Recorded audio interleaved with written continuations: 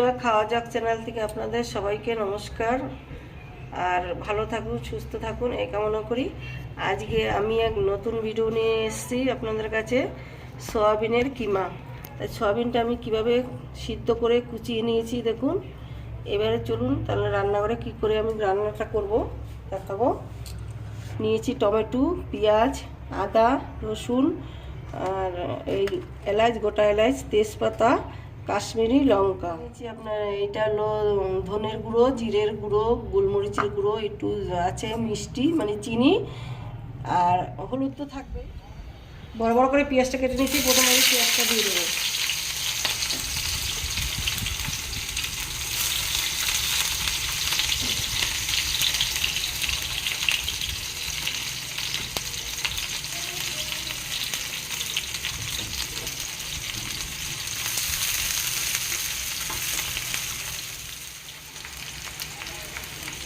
দেবো কাশ্মীরি লঙ্কা,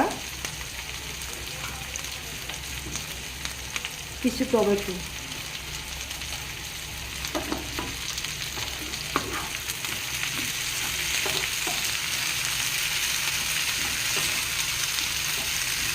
হালকা যেটাকে ভেজে নেবো একটু।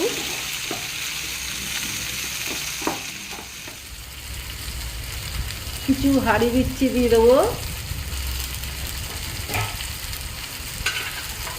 আদা রসুনটা দিয়ে দেবো,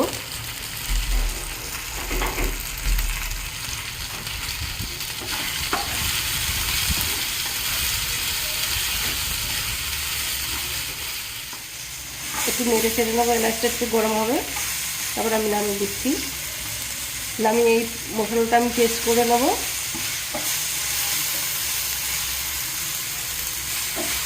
হয়ে গেছে। তেল দিয়ে দিছি কড়াইতে। এবার আমি 1 চামচ জিরা দিয়ে দিলাম, কাঁচা জিরা।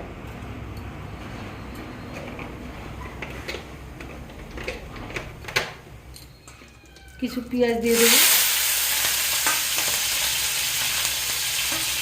পেঁয়াজ আর টমেটো দিয়ে দেবো। কথা টমেটো দিয়ে দিলাম।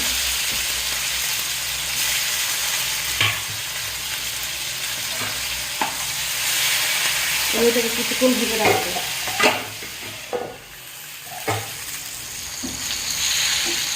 এটা মোটামুটি ভাজা হয়ে গেছে। এবার আমি সয়াবিনের কিমাটা দিয়ে দেবো।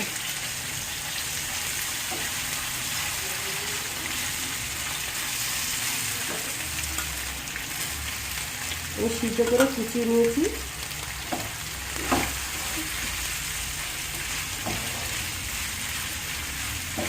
ভালো করে এটাকে ভাজতে হবে একটু।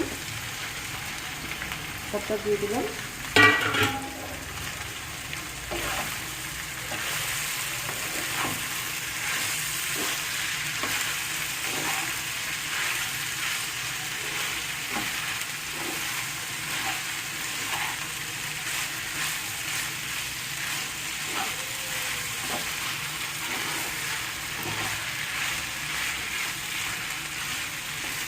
একটু ঢেকে ঢেকে আমি ভাজবো, ততক্ষণ আমি মশলাটা করে নেব।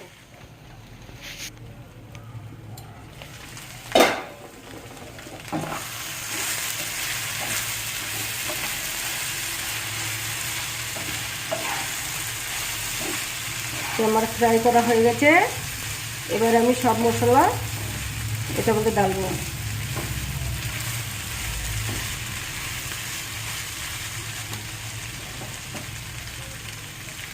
এখানে যা যা মশলা আছে আমি সবটা দিয়ে দেবো।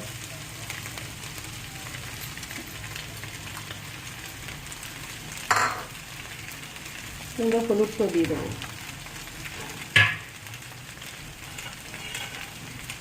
কিছু নুনও দিয়ে দেবো।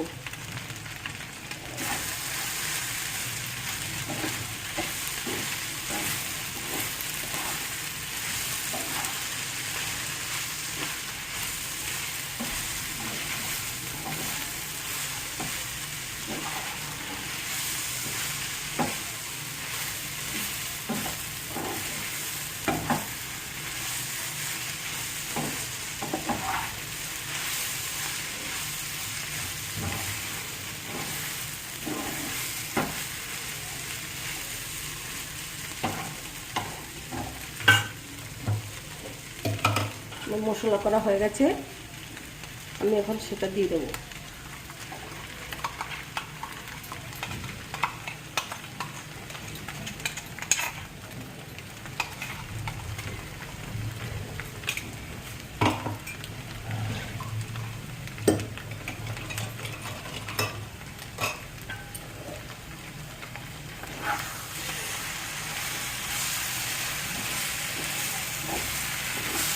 রুটি পরোটার সঙ্গে খেতে খুব সুস্বাদু হবে।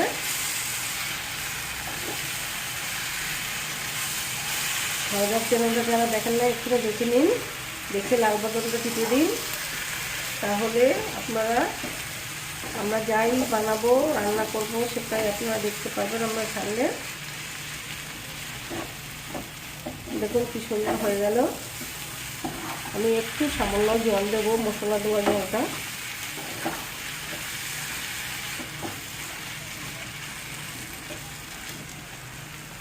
খুব সুন্দর একটা গন্ধ বেরিয়েছে।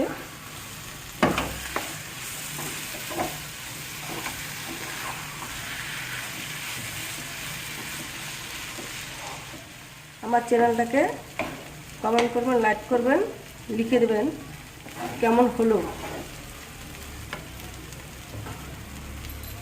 এই মশলাটা ধোয়া জল আমি দিয়ে দিলাম।